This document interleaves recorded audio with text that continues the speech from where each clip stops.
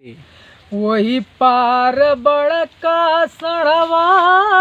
यही पार छोट हो कि गंगा जी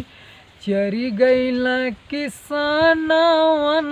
का खेतवा हो कि गंगा जी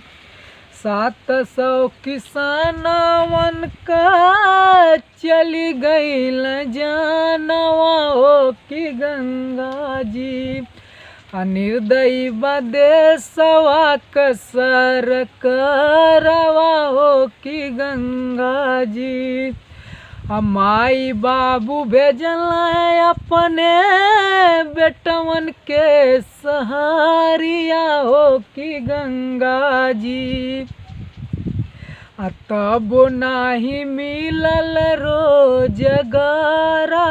हो कि गंगा जी केतना मराई गईल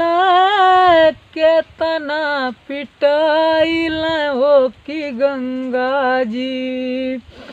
दुखी हूँ देशवा के नौजवानवा हो कि गंगा जी।